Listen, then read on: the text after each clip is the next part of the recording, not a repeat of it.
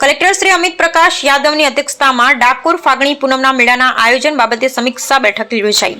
જિલ્લા કલેક્ટર શ્રી અમિત પ્રકાશ યાદવની અધ્યક્ષતામાં નડિયાદ કલેક્ટર કચેરી ખાતે ડાકોર ફાગણી પૂનમ 2025 મેળાના આયોજન બાબતે સમીક્ષા બેઠક યોજાઈ, જેમાં ફાગણી પૂનમના સંદર્ભમાં વિવિધ વિભાગો દ્વારા કરવામાં આવેલ કામગીરીની સમીક્ષા કરી જરૂરી માર્ગદર્શન આપવામાં આવ્યું હતું।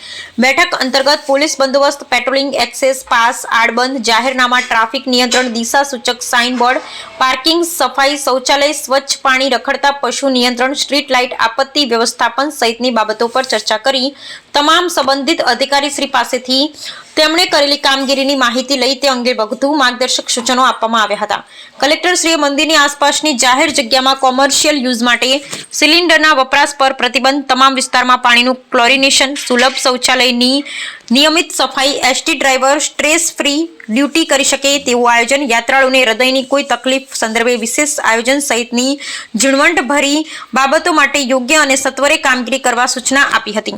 આ બેઠકમાં મનપા કમિશનર શ્રી જે.એચ. સોલંકી, પોલીસ અધિક્ષક શ્રી રાજેશ ગઢિયા, જિલ્લા વિકાસ અધિકારી શ્રી જયંત કિશોર, નાયબ વન સંરક્ષક શ્રી અભિષેક સામરિયા, નિવાસી અધિક collector Shri J B. Desai, additional collector Shri Sangita Raiyani સહિત વહીવટી તંત્રના તમામ ઉચ્ચ અધિકારીઓ ઉપસ્થિત રહ્યા હતા। Bureau report Vijaysinh Sodha Parmar.